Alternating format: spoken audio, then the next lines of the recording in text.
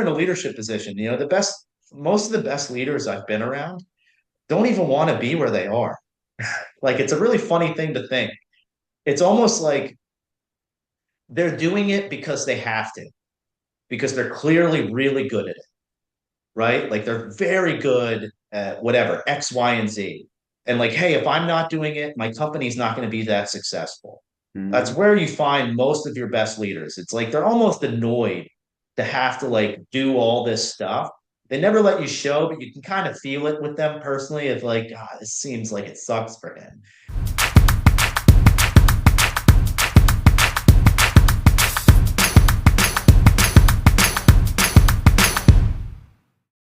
Welcome back to the Sales and Marketing Podcast here. We are diving in with Jeffrey today. This is going to be such a great one. I am so honored to have you here, Jeffrey, man. You're amazing, dude. Your insights are great, and your wisdom that you shared just with the first meeting. We spoke before this call, and he just dropped some bombs. So I can't wait for him to drop some more knowledge bombs here. He's got an incredible thing going on. He's built his business and he's where he is. He's done some incredible things to get here. So before I share too much, I'm gonna let Jeffrey take the wheel here.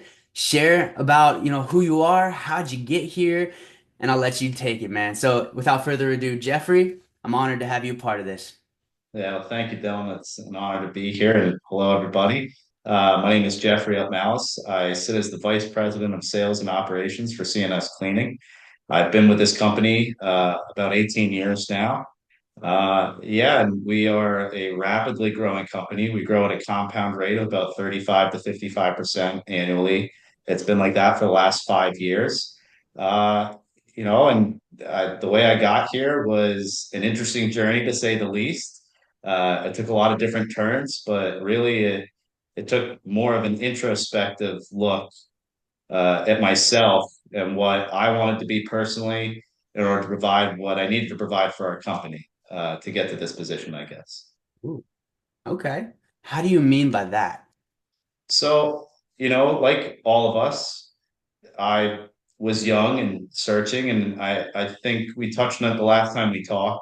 I feel like a lot of people, it doesn't matter where you are in the world, I'll just speak on the terms of North America and the United States. I think all of us suffer a form of arrested development. I think a lot of us are a little bit lost as to what we want to do. I think it takes each year and each generation I see, it takes a little bit longer for them to find a form of self identity. And I mean that on a professional basis. Mhm. That's very different from your personal basis. I think a lot of us kind of know who we are very early on in our life, but Mhm. your personal life and your professional life are two very different aspects of you. And almost in regards to the mask you wear at work versus who you are at home. Mhm. And I believe that all of us that end up becoming successful, you hit sort of a crossroads in your life. And for me, it started with a question of who are you? That question was really hard to escape. I remember how old I was. I remember the exact day it happened. Just like everybody else, I was young, trying to figure out what I wanted to do in life. My wife was in grad school. I had dropped out of school. I had taken an operations position, and the way you end up in our industry, which is cleaning, is it's either nepotism or you accidentally discover. And either you really really love it or it kind of eats you alive. It's sort of one of the two. The cleaning industry is an opinion based field. One person's opinion of clean is another person's opinion of disgusting, and so there's a lot of psychology involved. I remember having a really rough day. I was probably 25 years old, and that question was really hard to escape. It was something I kept asking myself as I was dealing with the problem. It was like, who are you? What are you doing here? Why are we doing this? And like an epiphany, back then, much like everyone else, I kind of went with the flow. There's no other way to put that. It's if you had given me a task or you'd given me a job, I would do it. I might do it faster than other people. I might be smart enough to figure it out a better way to do it, but it would just be that. There was no other peripheral vision. It was just set task. This is what my boss asked me to do. This is what my job told me to do. My day starts at 8 and ends at 5. Mm. Uh, in the middle of this problem that I had, I was very stressed out and I kept asking myself that. Now I'd fixed that problem.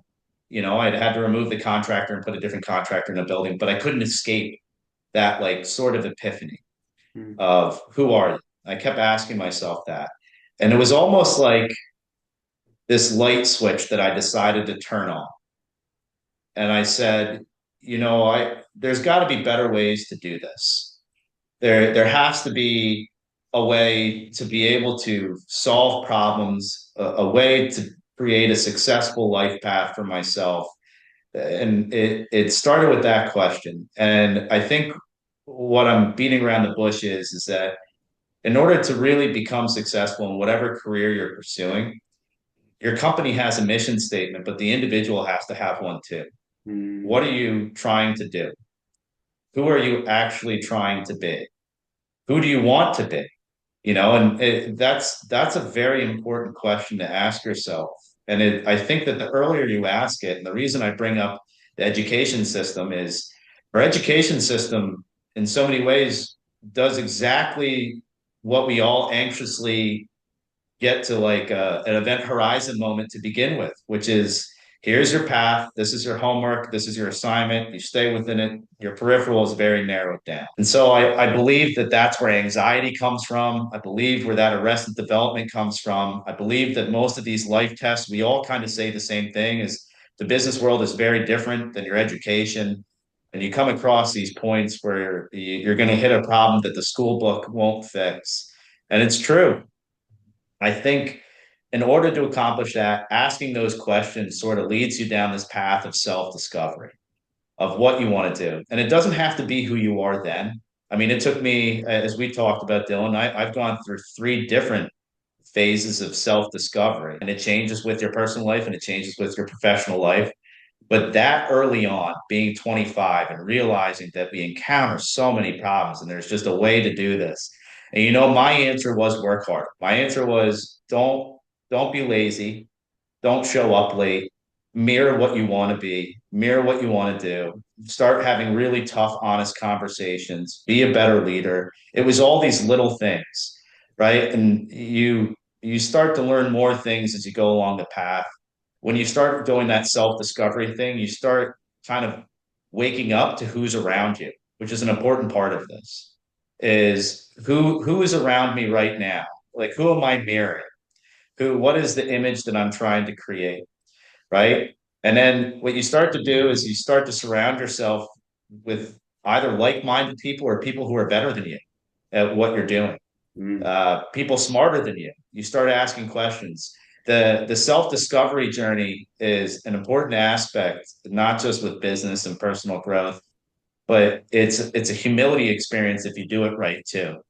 You start to realize, hey, I don't know everything. And I think all of us have this God complex that we kind of lose around the age of 25 to 30, Mm. where like you're not invincible, you don't know everything, you're not always the smartest man in the room. And the quicker you hit that humility button, the wiser you become. Mm. I heard a very important line during this, and it really sort of pushed me on the right path of what I wanted to do. And the line was, it's not about who is right, it's about what is right. Ooh. And that was a really important phrase for me individually, because I've always been pretty smart and I've always been somewhat driven. But that line woke me up to the idea that you're really creating the success not only for yourself, but for the people around you as well. And that people around you are equally as smart, and that the more that you surround smart people around you, the more education you get, the smarter you become, the more life lessons you get. That can carry in not just your personal life and professional life, but that carries with you throughout. You get to teach people the same things. I Mm. start seeking out different educational experiences. I started seeking out different mentors, and it really kind of pushed me on that path of the first initial self discovery, which is who am I? And what is my mission statement? What am I trying to accomplish right now? Mm. Um, and what it allowed me to do was I think a lot of people avoid confrontation. And I mean that both with other people and with themselves. It's really easy to focus on things that you're really good at. Hmm. That is a very easy thing to do. Yeah. And it feels good, honestly, training on the things that you're good at because you're already good at it. The difficult thing is recognizing what you're not good at. And there's two approaches to this. The first approach is I'm going to work on myself and I'm going to work really hard and I'm going to correct this part of my life. And but there's a second approach which is equally as important, is identifying you're not good at this and delegating it to people who are smarter than you that are good at that, and freeing yourself up to Mhm. work on other things that might be equally as productive for your company, or more productive, and that was probably the second part of my epiphany moment. Is the first part of finding your mission statement, you're sort of uber competitive. It's whether it be sales or operations or building your company, you're like, hey, like it's my way or the highway. This is my moment. I'm going to take this. I'm going to own this. I'm going to grip it. The second point of a self-discovery journey, and usually the second one you hit in your 30s, if you're lucky, is, hey, maybe I'm not good at this, and maybe someone else that's on my team is, Yeah. and maybe this is something that I need to delegate to them. Um, Not lost in these moments, as we talked about, and a very important aspect of this is you kind of go through motions, is understanding the people in your lives that might not be seeing things, because for me, my self-discovery journey involved cutting out social media. It involved cutting out music, as we discussed. It involved cutting out sports and distractions. That's the key word, is distractions, right? You realize that certain music elicits a feeling, whether you're driving in a car, and then you're kind of carrying that with you the rest of that day. We're no different than any animal on this planet. We're still psychologically motivated, call it Pavlovian, whether it be food or something we're addicted to or something we enjoy. And we always associate, all of us have these childhood songs that we grew up with, and the minute it's on, you're singing that, you're bopping to it. And I know it sounds strange, but that's really distracting. Mm. That's extremely distracting, at least from my viewpoint. So Mm. I cut off everything, and I started listening to Hertz music, meaning 432 or 285 or 528, and that's what I would blast in my car as I was driving. And I'd spend a lot of time in this journey just thinking, and it's a very interesting place to. I won't call it quite meditating, but Mm. it's a very interesting place to really just collect yourself and to like focus on something. Um, One thing I discovered in the second self discovery journey was the power of thought. Not a lot of people know this, but it is very difficult to think a single thought for 17 seconds straight. And if you don't believe me, try it. Think, hey, I want to make $1 million this year. That's very easy to say out loud. Mm. And it's very easy to think that really quickly. It's another thing to consciously visualize what that takes and what you need to do, and to hold that in your head for 17 straight seconds. And I mean consecutively. Don't let anything else invade there. And if you're telling me right now that you're listening to this or watching this and that's easy, I implore you to try this. It's a lot harder than you think. And it's because we're so easily distracted. Mm. We have so many things in our lives that are just constantly audible, physical, that kind of get in the way of what you're trying to accomplish. So for me, I kind of cut that out. And the reason I'm kind of dialoguing this here is, a lot of people make this mistake as they're going through this journey of thinking they're better. You'll start to notice things, like whether it be political issues that you're like, wow, like I used to listen to this guy, and now that I'm coming back to it, this is crazy. It might be religious. It might be even the music you listen to. There could be an abundant different things, and the people that you're around, the people that you used to trust and respect, and you still should, you love and you care about, might not notice these things, and that doesn't make them less. It's just they're at a different point in their life, or they're using their focus elsewhere. I'm not saying that this situation is important for everyone to go on, but for me personally, that was an important aspect of my life that kind of led me to where I am right now, Mm. which is really understanding what's getting in the way of me accomplishing what I'm trying to do. And a lot of our lives are full of distractions and full of people that you might not recognize as, I won't call them toxic. I don't believe in closing doors. Yeah. I believe every door should be left open, but that might be in the way of what you're trying to do. Hmm. And so for me, I surrounded myself with people that were either smarter than me. There were things that I did in my life that I used to enjoy doing, whether it be a sport or a recreation, that I kind of cut out. So I went, this is a lot of time. I started really valuing my time, and it might be at night. It might be something as simple as like, hey, I could go play hockey or basketball or this at 8 o'clock at night, but if I do this, I'm leaving my house at 7:15 at night. I'm getting into the game at 8 o'clock. I'm leaving wherever I am at 9 o'clock. I'm not getting home till like 9:30 or 10 o'clock. I'm going to bed between 10:30, 11. I'm up again at 5 or 6. What value of my time is that? Right. And most people discover that later in age. It's usually when you have a kid, of recognizing, Yeah. I I know I'm beating around a lot of different things, but you never really know how selfish you are with time until you have a child, right? You think you understand what time is, and then when you have a kid, realize, no, everything I've done has been, even when you have a wife or a partner, your time is used very selfishly. It's very different when you have someone else you're providing to. So after that second self-discovery journey of what I'm doing with my time and distractions and everything else, the third one came with my kid of, hey, I don't know if I truly understand the value of a minute or the value of an hour or where that time should be spent. And when you have a kid, this. Your parents never tell you, but it's true. You become a full-time chauffeur. They give you all this advice, but the one thing they never say, and every parent will tell you, like, I figured you would know, I'm the one driving you everywhere, is you're literally a full-time chauffeur. And all of a sudden, your time and your personal life, it shrinks. Mm-hmm. And when that happened, I started looking at my professional time and went, well, where do I waste time there? Right? Like what am I doing that I am selfishly using that time and I'm not using it productively for other people in my company or other people that are in the field that do work for our company? And how can I better allocate that time? Mm-hmm. For me, it was analytics. It was something that I never really dove into, and we would always grow, and that was just good enough. It was just good enough to be successful.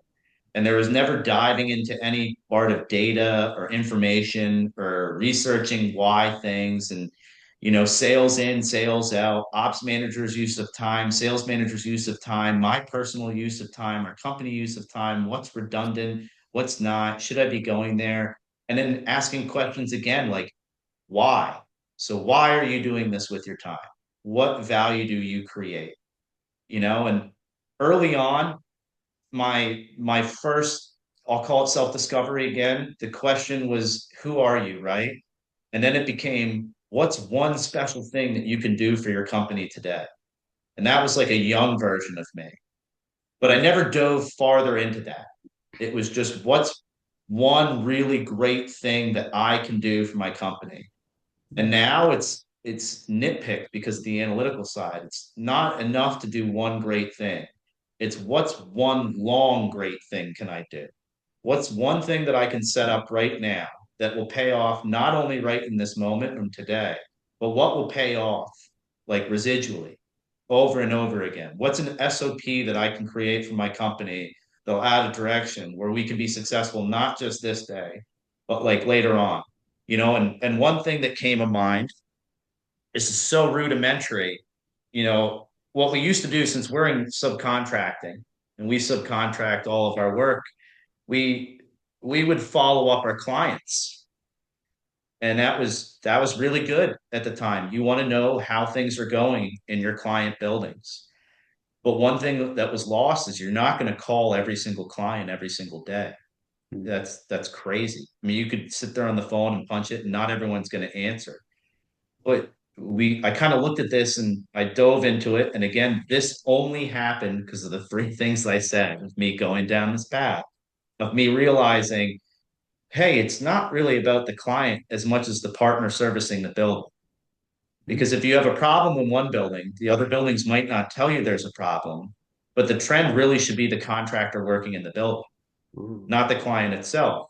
yeah. And if we really wanted to tackle retention, if you have, a fire in one building and you're not being told about problems in other buildings, suffice to say, that contractor that might be cleaning 7 or 8 different buildings of you, while you're only aware of one problem, you can just safely assume you might have 7 or 8 that you don't know Ooh, and so, it's a bunch of little things like that that I started looking at that value of time and how do we drive this as best we can? How do I focus that energy into things that'll be not just productive for that day for the company, but like long term? How do we solve retention? How do we solve issues on a larger scale?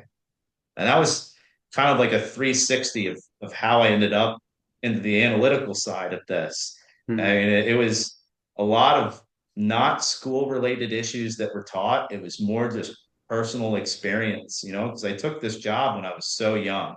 So Yeah. I've had the luck of growing in this title. I've had the luck of growing with this company. I was with the company when we were 1.5 million, $2 million maybe. And then you see this compound growth go to 3 to 5 and 8 to 10. I mean, it's been an interesting journey to say the least of watching not only what the company has done, but what I've learned along the way.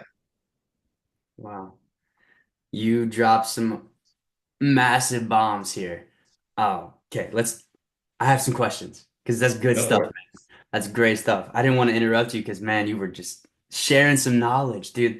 That's amazing stuff. All yeah. right. So my first question, going back, you said something very, very powerful, something that with your first epiphany, your first Just self-discovery, right? self-discovery moment. Yeah. I went through something very, very similar. And this really shook me to my core because I realized the power of it with, like you said, the power of your thoughts and how you use your time. I realized everything correlated to one real thing for me. It was my focus, right? Just like you said, your you find yourself listening to music or things or mantras that you were taught as a child, growing up. Then you hear it, like you say, you move around, you're like, oh yeah, that's the song. But like you said, that can be distracting. It could take you away from your focus. So many people, I feel, I've maybe it's just me, maybe it's not, but I feel the people I've met, so many people don't really have the full grasp of how they use their focus, right? How things affect them, how things really, on a fundamental, rudimentary level, affect them, how they change how they think or feel or act in this moment, which then changes the future moment. That was such a powerful epiphany bridge for me that just shook me to my core. And once I found that, I figured that out. I was able to figure out ways to keep my focus strong because just like you said, the 17-second thought, having one thought for 17 seconds is very challenging. I could not do that. Almost. Dude, I could not do that. One question I remember when I was first getting into my entrepreneurial journey. I remember this realization that I couldn't focus on things. I was thinking, okay, maybe it's just ADHD, right? I've been told I have ADHD, maybe I do, maybe I don't. I'm very confident that most, or if not all, successful entrepreneurs have ADHD because it's your superpower, man. But anyway, but I realized that I had a goal. I wanted to, make X amount of dollars. I wanted to create a business, but I couldn't keep moving in that direction because things kept distracting me ultimately led me to my focus. Where was my mind? I started my day, I had my focus. All right, today's gonna be a great day. I'm gonna get this done. And then things got going, and then I got distracted, pulled this way and this way and this way. Halfway through the day, I realized, what was I talking about this morning? So it was that just repetitive cycle of just trying to stay focused and then getting distracted and pulling myself back. Like a great analogy, the monkey sitting on a chair. You try to sit a monkey on a chair, it's gonna go this way, this way, this way. You got to be gentle and not be forceful, saying, get back in that chair. You got to bring yourself back to that chair and sit. That's what meditation taught me. I know you said it's something a little different about meditation, but that's one thing that helped me focus. It helped ground me into the moment. and that changed my life tremendously. And that, So even going yeah, back to what you said, right? So like, I was at a very young age. It's interesting. I was diagnosed with ADHD at an extremely young age, yeah, like really young age. And for anyone else out there, I think Dylan said something very smart here, which is I was always told I had a disability.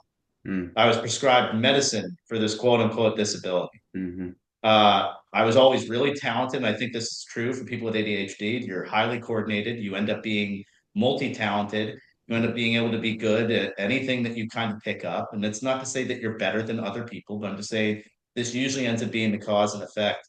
mm, I was prescribed multiple different drugs, clonidine, Adderall, and prescribed it at a very young age. I mean, to the point where I was malnourished. I remember having to take this drink called Sustical because I just wouldn't eat because of the meds I was taking.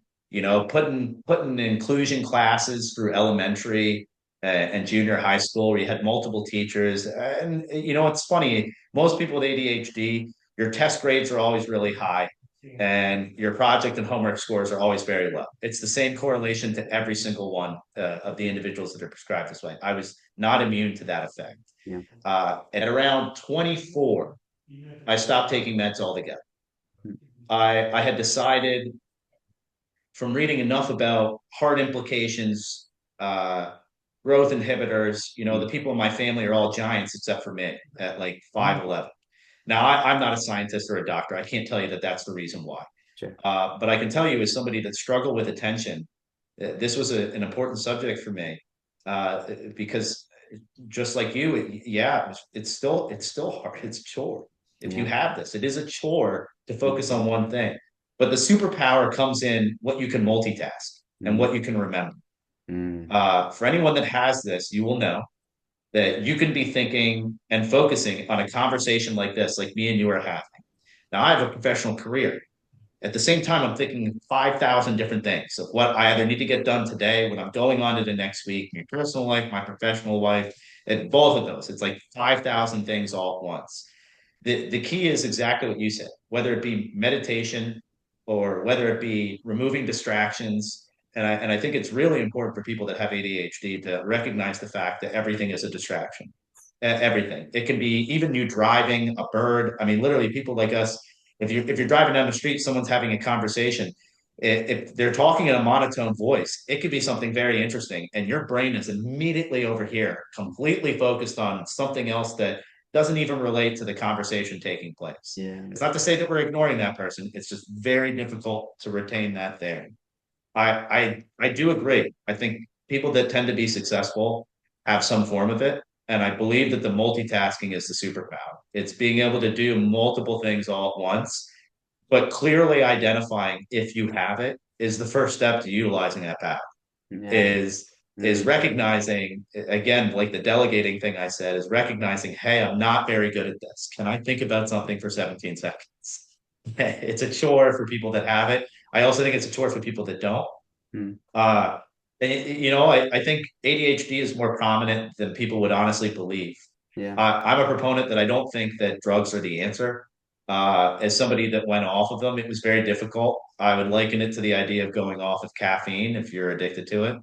I think just so people that have ever tried this, it took almost a full year to understand when I come off the drug that I do believe that's what kicked off the first self-discovery journey because it was around 24 going into 25.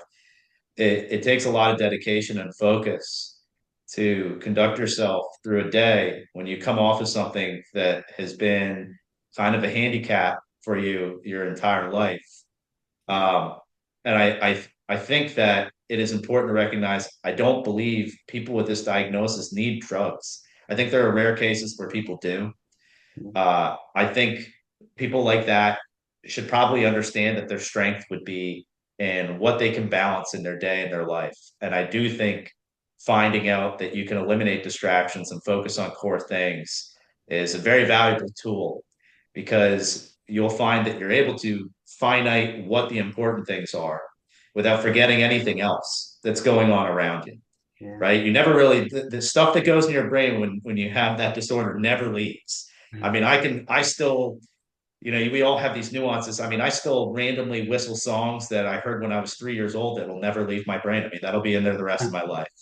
Um, and That's I'm not fun. saying that other people are different. Yeah. I'm just saying that I think people that get diagnosed with this, I would almost implore you, do not let people tell you that this is a disability. This is not a disability. It just makes you different. There's Hmm. just different strengths and paths that you can use to utilize what you have inside your head at that point. Absolutely. Man, that's such great advice. And another thing, like not to go because we could go off on a tangent on this, Of but course. it really matters with ADHD what you consume, what you put in your body, not just through your Yes. ears, but through your mouth, what you Yep. drink, the chemicals in the food and in the drink that you consume. It changes you on a whole new level. And that's a whole nother topic. We won't get into Yeah, that yeah. too much, but man, I think, dude, this is such great knowledge, and that was great wisdom and advice too. I appreciate that, Jeffrey. That's Of killer, man. course. So, wrapping things up here, I got one final question for you, man. So, how can people find you? How can people learn more about you, connect with you? Where can we go to connect? Yeah, I mean, well, even going into that, right? So one thing I didn't talk about, since we're on a sales call, right? Like this is a sales podcast, Yeah. correct? Yeah. Yes, sir. Yeah. So like, listen, there are so many things I can teach you and everyone listening about sales that just are not in books. Yeah. It's so interesting. Like I'm constantly working with managers in the bullpen on this, and it's stuff that like, there's the breadcrumb method. This is something that I wish I had learned at a very young age. And that is like after you set up whatever you need to set up for your business, whether it's like your SEO, your reviews, everything else. Man, the simplest way to a sale is just simple breadcrumbs. And it's like I call it the simple breadcrumb honest method. Hmm. It's that if you're an individual, whether you be on the phone or you're in person, uh, every salesman kind of functions the same way. And if you're a service provider, every service functions the same way. There's no special pool of salespeople or cleaners or roofers. We're all pulling from the same pool of people. There's no special source of school that you're going to get these specialized individuals. Yeah. And lost on this is when people look for your company, they're really hiring the first person they meet. It's not. It's a combination of the company and the individual that's showing up to this building. And simple breadcrumb is something that was taught to me at a very young age and allowed me to be kind of as successful as I was. And my close rate's insane. I mean, my close rate, if I do my analytics, I'm at like 85%. And that's yeah. So it's like if you and I get to talk 85% of the time, whether it be a one shot or reoccurring, I'm probably going to win that job. And this is like real data, right? And then if it's 85% is with internal clients, my close rate non-internal is 68%. So that means if I met you for the very first time, I'm close to a 70% hit ratio of closing the sale. And I follow the same simple philosophy. I don't change. It works for leadership. It works for whether you're doing a sale. It works for company wide. And that is, it starts with you self-discovering and figuring out who you want to be and just be that person with everyone, Hmm. right? Being honest and direct. When you see a person and you're trying to sell them something, you need to set up a path. And that's something that no one realizes. You need to set up a very simple path. The first is you need to listen. Everything that person is saying, you need to shut up and listen. They already know who you are because they called you to come to their building. So you just shut up and listen. If they've called you there, it's one of two reasons. They have no provider or they have an issue with their current provider. You're there to play therapist for the latter. Yeah. You're there to listen to them and understand everything that they're dealing with. You need to be able to leave that meeting with them thinking, this is the only person that's come here that I think truly understands the problems I'm dealing with, Mm. that truly understands me. I think it's important to know that like when you go to these buildings, like this isn't someone that owns this company. You're selling to somebody that is really going at this not so much from a professional basis, but a personal basis. Yeah. Most of the times they'll tell you they've had a revolving door. There's like all these items that they have issues with. And the key right there is to just listen and establish an immediate personal relationship with this person. You don't want to tell them a whole lot about who you are in the beginning, you want them to understand. And then this is where you start feeding them breadcrumbs. You tell them a little bit about you. You tell them why you're doing this, how you got into this a little bit, right? Like some backstory. Most of us have a pretty interesting story. Even if you don't think you're a story, say you're some 18-year-old kid and it's your first sales job. That's your story, Yeah. right? It's hard. Everyone cheers for an underdog. You don't have to have some like grandiose title. Like I never tell people my title when I'm at sales jobs. I never hand out a card that has my title on it. Nothing. They don't care. They Yeah. really just don't care. The reason you're there is they need to hire somebody they trust. So what Mm. you need to do is you need to establish a path of trust. It starts with listening, and you need to take notes of things they've said, both personally and professionally. Take these notes, small things. My kid's name is Karen. Write it down. Mm. I'll explain why at the end.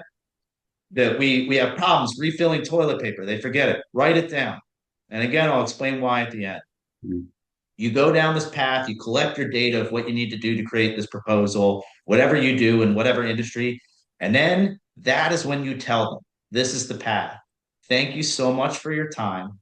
I really appreciate this. I heard you loud and clear. I would also get frustrated if X, Y, and Z were happening. And I Mm. know that like the people in this building must be frustrated. And I know this is probably, frustrating for you because it's like a reflection of you of who you chose. I can't imagine the stress you're dealing with. And I'm really sorry about that. This is what I'm going to do. I'm going to go home, give me 24 hours, and I'm going to give you a proposal. And I'm going to make sure that it itemizes everything that you're dealing with. And that's it. You just thank them for your time and you leave. It Mm. doesn't stop there. You then send an immediate email like within like I wouldn't do it right away. Usually I wait for like an hour and you thank them for their time. Hey, Mm. thank you so much. It was really interesting learning about you. And you repeat some of the things that they said. And Mm. then the next day you follow up with that proposal. And you say, mention their kid, mention their problem, mention everything. And why am I saying this? Again, this is a psychological experience. All you're doing is establishing that you are trustworthy. Everything that you said you were going to do in person, you did. You repeated it in writing. And that's a very important part of the sale. And I can prove this. If somebody says something on the news, we usually don't believe it anymore. But if you write about it, more than Mm. 50% of us believe it. And this is, I mean, people on Twitter, the things that are said on X, we'll call it X now, the things that are said on X or any social media platform, you know, whether it's true or not, you have mass of the people believing it. And the reason is the psychological experience of hearing something versus reading something. You've just established the fact, hey, not only did this person say this to me, not only did they say that they were going to do this, but they put it in writing. Everything that they said has to be true. This has to be a trustworthy person. Now, I'm Mm. not advocating being dishonest. Please don't do this unless you're actually going to do this and actually provide the service. But honestly, I've found the success rate of just following that, and that's why I call it the breadcrumb. You send this proposal, you then say in the body, hey, look, I'm going to give you a few days to think this over. I'll follow up. And you say the date you're going to follow up. You set yourself a reminder on that date, on that time, you follow up.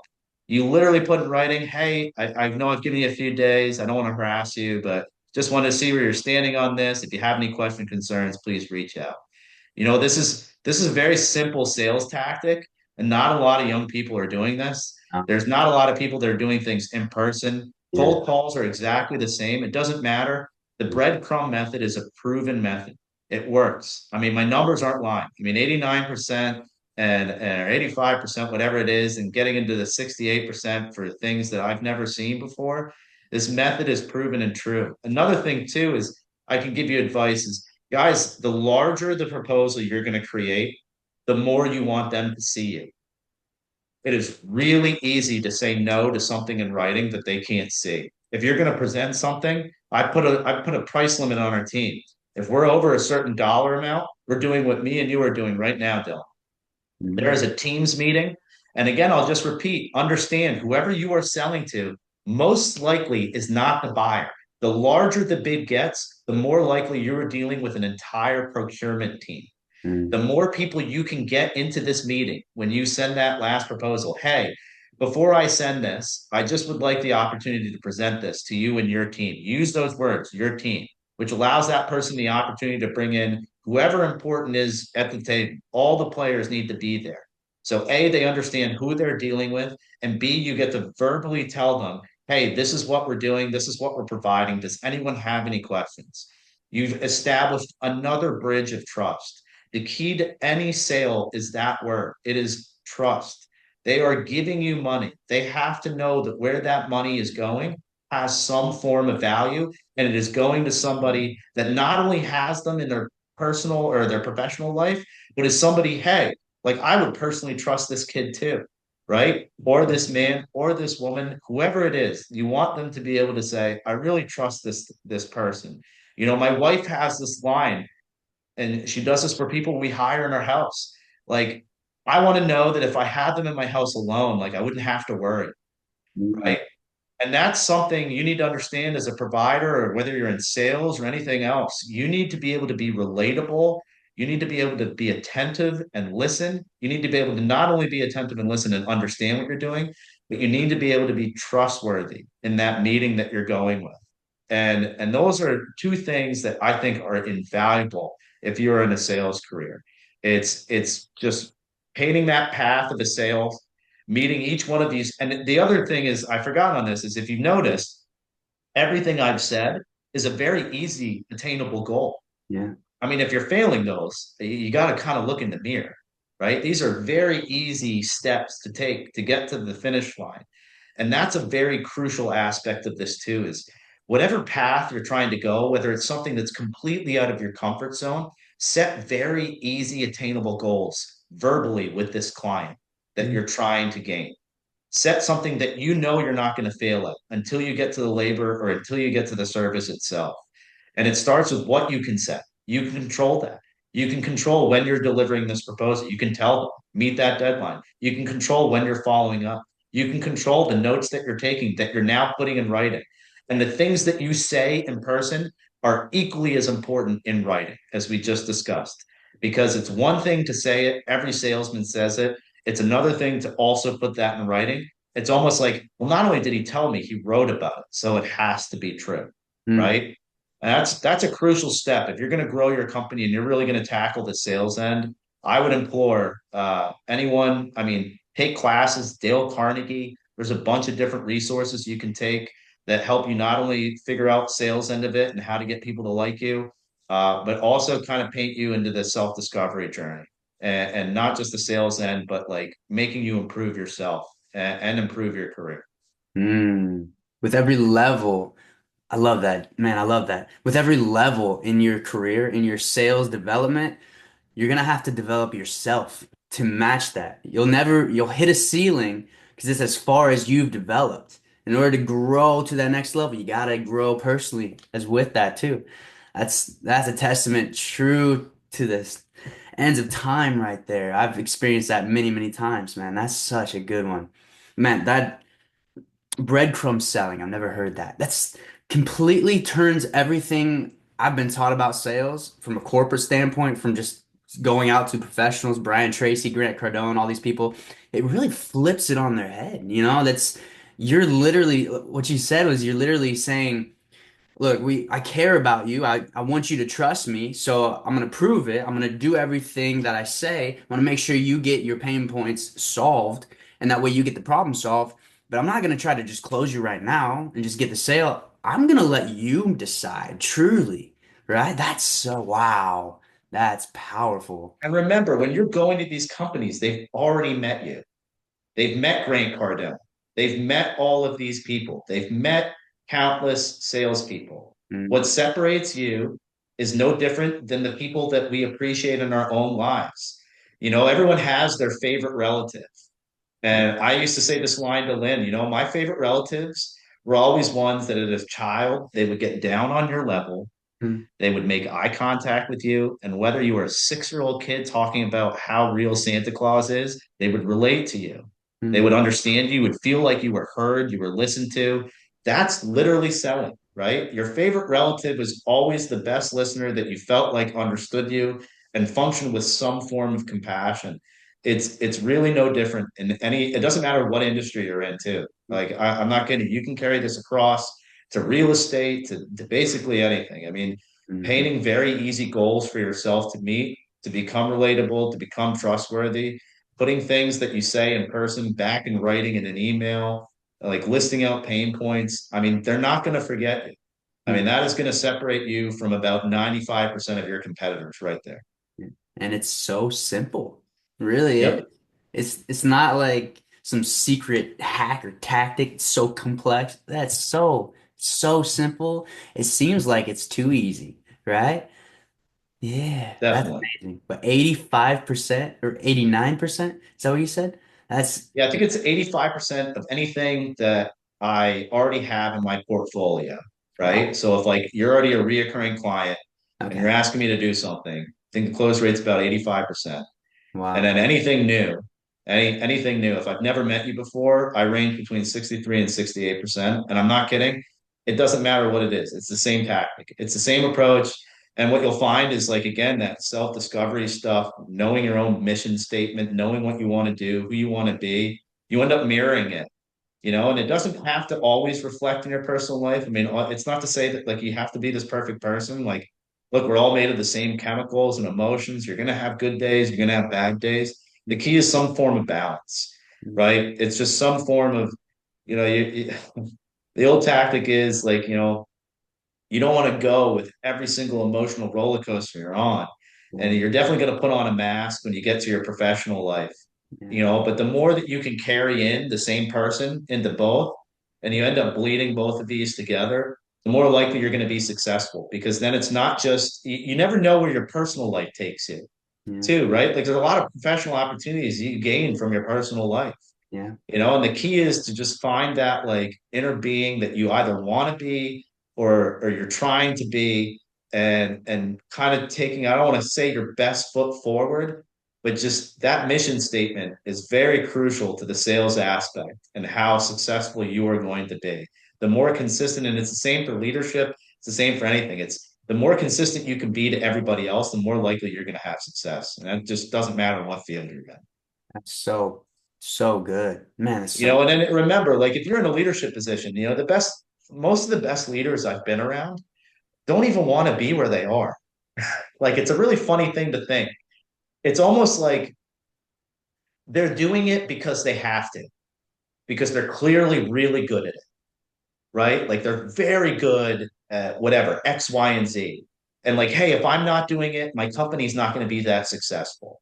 That's Mhm. where you find most of your best leaders. It's like they're almost annoyed to have to like do all this stuff. They never let you show, but you can kind of feel it with them personally of like, this seems like it sucks for him.